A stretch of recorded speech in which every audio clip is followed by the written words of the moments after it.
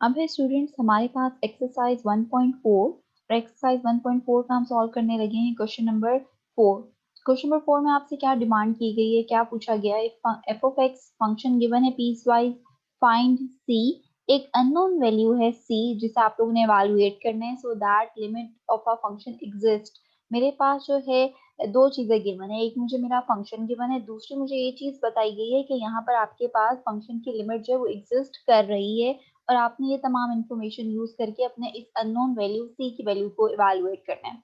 तो पहली बात ये कि अगर आपके पास जो है किसी भी फंक्शन की लिमिट एग्जिस्ट कर रही होती है तो मुझे पता होना चाहिए इट मींस कि वहां पर उस फंक्शन की लेफ्ट हैंड लिमिट और राइट हैंड लिमिट हमेशा क्या होगी, इक्वल होगी। इसलिए अगले स्टेप में मैं क्या लिखने जा रही हूँ, मैं लिखने जा रही हूँ कि since limit of a function exist therefore मेरे पास क्या हो गया, मेरे पास लेफ्ट हैंड लिमिट जो है फंक्शन की और जो मेरे पास राइट हैंड लिमिट है फंक्शन की वो दोनों क्या हो गए, इक्वल हो गए।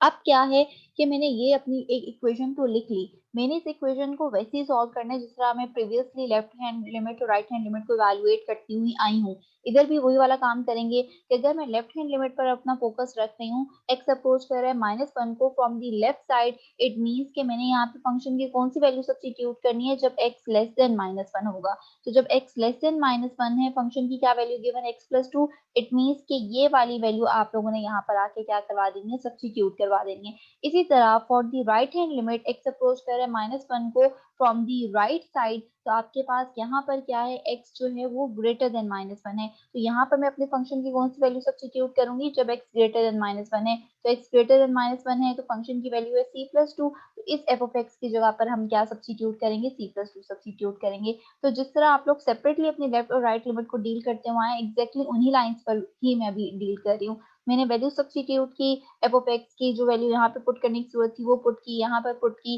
अब क्या है, उसके बाद हमारा अगला स्टेप क्या होता है कि आपके पास एक्स अप्रोच कर रहा है -1 को, तो आपके पास जहां जहां पर एक्स आ रहा है वहां पे मैं क्या सब्स्टिट्यूट करूंगी, -1 सब्स्टिट्यूट कर दूंगी। तो मेरे पास लेफ्ट साइड पर क्या आ जाएगा, -1+2, इक्वालिटी का साइन। ऑब्वियसली मेरे पास जब लिमिट अप्लाई करेंगे c+2 पर कोई फर्क नहीं पड़ेगा, c+2 एज इट इज आ गया। अब मेरे पास एक सिंपलीफाइड फॉर्म में इक्वेशन आ गई है और इस इक्वेशन से मैंने अपने अननोन c की वैल्यू इवैल्यूएट करनी है। तो सिंपली माइनस सॉल्व करेंगे, -1+2 1 आ गया, 1 इज इक्वल टू c+2, इस 2 को उठा के अपनी जो है दूसरी साइड पे शिफ्ट करेंगे तो c की वैल्यू आ जाती है 1 - 2, और 1 - 2 किसके इक्वल है, -1 के इक्वल है। तो फाइनली मेरे पास मेरे अननोन की वैल्यू जो इवैल्यूएट हो गई है विच इज -1। तो आपके पास बड़ा एक सिंपल सा सवाल था, सिंपली अगर आप लोगों को बस ये बात पता है कि अगर limit of a function exist कर रही होती है तो इट मीन्स कि मैं वहां पर बहुत इजीली लिख सकती हूँ कि फंक्शन की लेफ्ट और राइट लिमिट दोनों क्या है, इक्वल है। तो मैंने वहीं से अपना स्टार्ट लिया, वैल्यूज को सॉल्व करके अपने जो रिक्वायर्ड आपके पास जो डिमांड थी वो पूरी कर ली। अब हमारे पास जो है क्वेश्चन नंबर 5 है, और क्वेश्चन नंबर 5 में लिखा गया find the values of m and n। मैंने m और n को दो अननोन वैल्यूज हैं, उनकी वैल्यूज को इवैल्यूएट करना है so that given function f is continuous at x is equal to 3। मेरा जो फंक्शन जो है वो कंटीन्यूअस है, इट इज गिवन दैट कि मेरा जो फंक्शन जो है वो कंटीन्यूअस है किसके ऊपर, 3 के ऊपर। ठीक हो गया। मेरा जो पहला पार्ट है उसमें मेरे पास एक पीस वाइज फंक्शन गिवन है। तो अगर आपके पास पीस वाइज फंक्शन गिवन है तो सवाल में तो वही वाली बात है, एक तो मुझे फंक्शन कि बता दिया गया कि फंक्शन किस तरह का है, दूसरा मुझे ये भी इंफॉर्मेशन दी गई है कि मेरा फंक्शन जो है वो कंटिन्यूअस है किसके ऊपर, 3 के ऊपर। इट इज ऑलरेडी गिवन, मैंने कुछ फाइंड आउट नहीं करना है ऐसा, या मैंने कुछ प्रूव नहीं करना कि मेरा फंक्शन कंटिन्यूअस है कि नहीं है, ये गिवन है। तो अगर आपका गिवन है कि फंक्शन कंटिन्यूअस है तो आप अपने सवाल को हमेशा कहाँ से स्टार्ट करेंगे, मैंने पहले भी बताया था जब कंटिन्यूटी की डेफिनेशन को पढ़ा रही थी कि अगर गिवन होगा तो मैं वहां से बहुत इजीली लिख सकती हूँ कि लिमिट ऑफ अ फंक्शन जो है वो इक्वल है किसके, एफ ऑफ 3 के इक्वल है। ठीक हो गया। तो ये मेरा जो है स्टार्टिंग जो है आपके पास लाइन हो जाएगी अगर आपका गिवन होगा फंक्शन कंटिन्यूअस है। अब अगली बात मैं आप लोगों को बताती चलूं कि अगर आपके पास कोई ऐसा पीस वाइज फंक्शन है जिसमें x लेस देन और x ग्रेटर देन के लिए फंक्शन की डिफरेंट वैल्यूज गिवन है, तब लाजमी आपने अगले स्टेप में क्या करना होगा, आप लोग directly limit of function evaluate नहीं कर सकते, फाइंड आउट नहीं कर सकते। आप लोगों को अगले स्टेप में इसे जो है लिमिट ऑफ फंक्शन को क्या लिखना पड़ेगा, left hand limit is equal to right hand limit लिखना पड़ेगा। ठीक हो गया।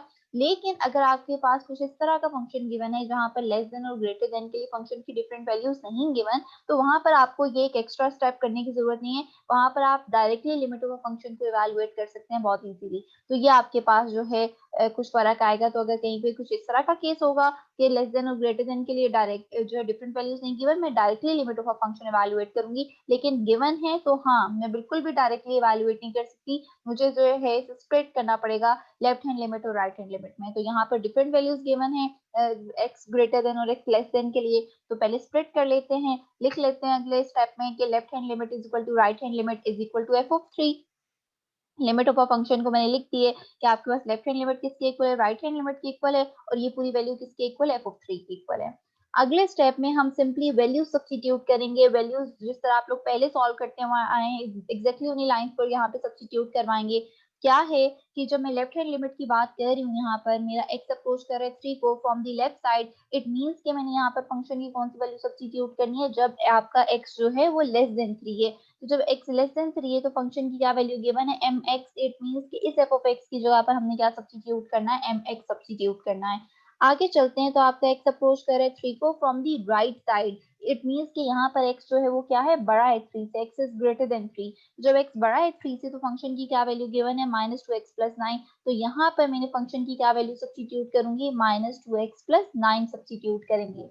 आगे चलते हैं, आगे क्या लिखा हुआ है, एफ ऑफ 3 लिखा हुआ है। एफ ऑफ 3 को मैं आप लोगों को पहले भी सॉल्व करना सिखा कर आ चुकी हूँ इन डिटेल। मैंने ये बताया था कि आप लोगों ने यहाँ पे फंक्शन की कौन सी वैल्यू चूज करनी है, आपके पास जहां पर x इक्वल टू 3 होता है तब देखते हैं कि फंक्शन की क्या वैल्यू है। यहाँ पर जब x इक्वल टू 3 है तो फंक्शन की वैल्यू है एफ ऑफ एक्स जो है किसके इक्वल है, n के इक्वल है। इस इक्वेशन में F of X is equal to n वाली वैल्यू में मैंने जो है क्या कर देना है, x को रिप्लेस करवा देना है किसके साथ, 3 के साथ। तो मेरे पास किसकी वैल्यू इवेलुएट हो जाएगी, एफ ऑफ 3। तो आप जब x को 3 के साथ रिप्लेस करें तो एफ ऑफ 3 की वैल्यू क्या आ रही है, n। इट मींस कि इस एफ ऑफ 3 की जगह पर हमने क्या सब्स्टिट्यूट करना है, n सब्स्टिट्यूट करना है। तो वही वाला काम है जिस तरह पहले डील करते हुए आए हैं, बस यहाँ पर आप लोगों ने वही जो है तमाम काम एक इक्वेशन की फॉर्म में लिख दिए हैं। तो हम जो है एक ही स्टेप में वो सारी वैल्यूज को सब्स्टिट्यूट कर रहे हैं जिन्हें हम पहले सेपरेटली डील कर रहे थे। वैल्यूज को सब्स्टिट्यूट करवा दिया, तो मैं आप लोगों को सेपरेटली सबकी वैल्यूज को बताकर आ चुकी हूँ। आगे क्या है कि मेरी लिमिट जो है एक्स अप्रोच कर रहा है 3 को, इट मींस जहां जहां पर एक्स आ रहा है वहां पे एक्स की वैल्यू क्या सब्स्टिट्यूट करेंगे, 3 सब्स्टिट्यूट करेंगे। 3 सब्स्टिट्यूट की सॉल्व कर लेते हैं, तो मेरे पास क्या आ गया, 3m is equal to minus two into three, obviously minus six plus 9 करेंगे तो 3 आ गया, और ये वाला n भी एज इट इज। अपनी इस वाली टर्म को अगर आप लोग डिवाइड कर दें, मतलब आपके पास एक इक्वेशन है ना, इसे अगर आप लोग जो है आपके पास दो इक्वलिटी की साइन आ रहे हैं इस पूरी वैल्यू में, तो मैं इसे जो अगर स्प्लिट करके दो इक्वेशंस की फॉर्म में लिख दूं, और मैं इक्वेशंस की फॉर्म में लिखते हुए ये कर रही हूँ कि मेरा फोकस ये है कि भाई एक इक्वेशन ऐसी आ जाए जिसमें एक अननोन वैल्यू आ रही हो, और दूसरी इक्वेशन ऐसी आ जाए जिसमें दूसरी अननोन वैल्यू आ जाए, ताकि इस तरह मैं दोनों अननोन की वैल्यूज बहुत इजीली इवैल्यूएट कर सकूंगी। तो मैंने दो इक्वेशंस बना ली, एक इक्वेशन बना ली 3m इज इक्वल टू 3, दूसरी इक्वेशन बना ली 3 इज इक्वल टू n। तो ऑब्वियसली m के साथ 3 पड़े, दूसरी तरफ शिफ्ट करेंगे तो m की वैल्यू आ गई 1, n की वैल्यू आ गई 3, और मेरे पास दोनों अननोन्स की वैल्यूज बहुत इजीली इवैल्यूएट हो गई। अगले पार्ट पर चलते हैं, तो अगले पार्ट में भी मेरे पास एक पीस वाइज फंक्शन गिवन है, और यहाँ पर भी आपके पास वही वाले स्टेप्स हैं, मुझे नहीं लगता कोई कंफ्यूजन होनी चाहिए। इन डिटेल मैंने यहाँ पर सॉल्व भी करवा दिए हैं। फंक्शन कंटिन्यूअस है तो ऑब्वियसली लेफ्ट हैंड लिमिट जो आपके पास लिमिट ऑफ अ फंक्शन जो है वो एफ ऑफ 3 के इक्वल हो गई। Greater than x greater than और एक्स लेस देन के लिए फंक्शन की डिफरेंट वैल्यूज है, इट मींस के लिमिट ऑफ अ फंक्शन को अगले स्टेप में लेफ्ट और राइट लिमिट में स्प्लिट करना पड़ेगा। वैल्यूज को सब्स्टिट्यूट करवाया, आपके पास जहां जहां पर एक्स आ रहे हैं वहां पे आप लोग 3 पुट करेंगे। 3 पुट करके आप लोगों ने अपनी जो है बहुत आपके पास एक बड़ी सिंप्लीफाइड सी इक्वेशन आ रही है जिसमें एक ही अननोन आ रहे हैं, तो आपके पास आपके m की वैल्यू क्या इवैल्यूएट हो गई, 3 इवैल्यूएट हो गई। तो बड़ा एक सिंपल सा पार्ट है, सॉल्व भी करवा दिया और हल्का फुल्का आप लोग को आइडिया भी दे दिया। आगे चलते हैं, तो आगे जो हमारे पास लास्ट पार्ट में 1.4 के एक फंक्शन गिवन है, फाइंड वैल्यू ऑफ k। मेरे पास एक अननोन वैल्यू है k, मैंने उसकी वैल्यू को इवैल्यूएट करना है so that f is continuous at x is equal to 2। Information क्या दी गई, मुझे बताया गया कि यहाँ पर मेरा फंक्शन जो है वो कंटिन्यूअस है, और किसके ऊपर कंटिन्यूअस है, 2 पर कंटिन्यूअस है। तो वही स्टार्टिंग हो जाएगी जिस तरह प्रीवियस आप लोगों ने अपने सवाल में की है। मेरे पास सोल्यूशन में क्या आ जाएगा, since f of x is continuous at x is equal to 2, therefore क्या हो जाएगा कि अगर कंटिन्यूअस है तो ऑब्वियसली आपके पास लिमिट ऑफ अ फंक्शन जो है वो f of 2 के क्या हो जाती है, इक्वल हो जाती है। अब अगली बार मैंने आप लोगों को बहुत क्लियरली बहुत फोकस किया था इस बात पर कि अगर आप लोगों के पास x ग्रेटर देन और x लेस देन के लिए फंक्शन की डिफरेंट वैल्यूज हैं तो आप लाजमी लिमिट ऑफ अ फंक्शन को लेफ्ट और राइट में स्प्लिट करके limit of a function evaluate कर सकते हैं, वैसे नहीं कर सकते। हाँ, लेकिन अगर आपके पास कुछ इस तरह का पीस वाइज फंक्शन है कि जहां पर x ग्रेटर और लेस देन के लिए फंक्शन की डिफरेंट वैल्यूज नहीं गिवन, तो तब आपको लेफ्ट और राइट में स्प्लिट करने की जरूरत नहीं है। आप लोग वहां पर directly limit of a function evaluate कर सकते हैं। जिस तरह यहाँ पर पीस वाइज फंक्शन गिवन है, वहां पे x क्या लिखा हुआ है, नॉट इक्वल टू 2, तो x not equal to x greater x less, दोनों वैल्यूज को क्या कर रहे हैं, कवर कर रहे हैं, लेकिन सेपरेटली फंक्शन नहीं गिवन, दोनों ही बातों को एक ही फंक्शन के लिए कवर कर दिया गया है। तो मैं यहाँ पे directly limit of function evaluate करूंगी, तो ऑब्वियसली एफ ऑफ एक्स की वैल्यू सब्स्टिट्यूट करेंगे तो आपके पास ये जो फ्रैक्शन है वो यहाँ पर आ गई। एफ ऑफ टू की वैल्यू जब एक्स इक्वल टू 2 है तो एफ ऑफ टू की वैल्यू क्या आ रही है, क्या आ रही है, तो यहाँ पर एफ ऑफ टू की जगह क्या आ गया, क्या आ गया।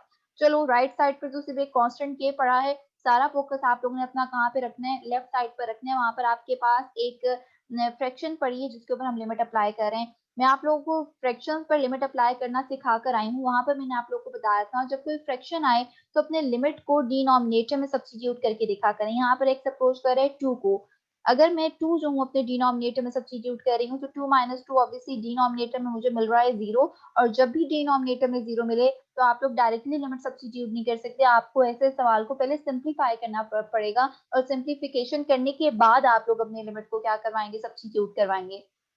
मेरे पास स्क्वायर रूट आ रहा है तो स्क्वायर रूट को रेशनलाइज करने का एक बहुत आसान तरीका क्या है, रेशनलाइजेशन का प्रोसीजर है। तो रेशनलाइज करवाते हैं, मेरे पास जो स्क्वायर रूट वाली टर्म पड़ी है, न्यूमरेटर में जो टर्म पड़ी है उसके ऑपोजिट टर्म के साथ मल्टीप्लाई भी करवा देते हैं और डिवाइड भी करवा देते हैं। मल्टीप्लाई करवाया, डिवाइड करवाया, न्यूमरेटर में अगर फोकस रखें तो मेरे पास न्यूमरेटर में a minus B into A plus B वाली फॉर्म बन रही है। तो अगर न्यूमरेटर में a minus B into A plus B वाली फॉर्म बन रही है तो मैं यहाँ पे बहुत easily A square minus B square वाला फॉर्मूला अप्लाई करवा सकती हूँ। A square minus B square वाला फॉर्मूला अप्लाई करवा दिया, ठीक है, ए का स्क्वायर, बीच में माइनस का साइन और बी का स्क्वायर, डिनोमिनेटर में जो टर्म्स पड़ी थी वो एज इट इज आ गए, राइट साइड पर के तो आपका आता है, आ ही रहा है। मेरे पास स्क्वायर और स्क्वायर रूट एक दूसरे के साथ क्या हो रहे हैं, कैंसिल आउट हो सकते हैं, कैंसिल आउट करवा देते हैं। कैंसिल आउट करवाया तो मेरे पास ये टर्म आ गई। मेरे पास जो जो वैल्यूज एड अप हो रही हैं उन्हें ऐड करवा देते हैं, ऐड करवा दिया, ऊपर नीचे x माइनस टू आ गया। x माइनस टू जो है इस वाले x माइनस टू के साथ नीचे वाले x माइनस टू के साथ क्या हो गया, कैंसिल आउट हो गया, कैंसिल आउट हो गया। अब मेरे पास अगले स्टेप में बचा क्या, मेरे पास एक सिंप्लीफाइड सी फॉर्म आ गई है और सिंप्लीफाइड सी फॉर्म में फर्दर कोई सिंप्लीफिकेशन नहीं हो सकती, तो इट मीन्स कि मेरा जो है यहाँ पर क्या करवा देनी है, अपनी लिमिट को सब्स्टिट्यूट करवा देना है। एक सपोज करें टू को, इट मीन्स कि जहां जहां पर भी x आ रहा है अब वहां पर आप क्या सब्स्टिट्यूट करेंगे, टू सब्स्टिट्यूट करेंगे। टू सब्स्टिट्यूट करवाया, सिंप्लीफिकेशन कर लेते हैं, तो सिंप्लीफिकेशन करने के बाद जो है मेरे पास ऑब्वियसली स्क्वायर रूट के अंदर भी 9 आ गया, स्क्वायर रूट के अंदर भी 9 आ गया, दोनों स्क्वायर 9 के ऊपर स्क्वायर रूट अप्लाई करेंगे तो डिनोमिनेटर में 3 प्लस 3 आ गया, तो मेरे पास फाइनली के की वैल्यू क्या इवैल्यूएट हो गई, 1/6 इवैल्यूएट हो गई। तो ये आपके पास जो है लास्ट 3 पार्ट्स थे 1.4 के, जिसमें आपको जो है अननोन्स की वैल्यूज इवैल्यूएट करनी थी। Limit of a function exist कर रही होगी तो मुझे पता होना चाहिए कि वहां पे लेफ्ट जो है राइट हैंड लिमिट जो है सॉरी लेफ्ट हैंड लिमिट जो है वो राइट हैंड लिमिट के इक्वल हो जाती है। इसी तरह अगर आपके पास फंक्शन कंटिन्यूअस है तो मुझे पता होना चाहिए कि लिमिट ऑफ अ फंक्शन जो है इक्वल हो जाती है एफ ऑफ जो भी आपके पास पॉइंट गिवन है उस पॉइंट पर वो जो है फंक्शन जो है वो डिफाइंड हो जाता है। तो मैंने जो है ये दोनों बातें अगर आप लोग को याद है स्टार्टिंग हमने ली, और उसके बाद तो जो जो कैलकुलेशंस लग रही थी, जिस तरह लिमिट अप्लाई करने की जरूरत पड़ी थी, जिस तरह हम लोग प्रीवियसली सीख कर आए, ऐसे हमने अपनी कैलकुलेशंस करके अपने आंसर्स इवैल्यूएट कर लिए।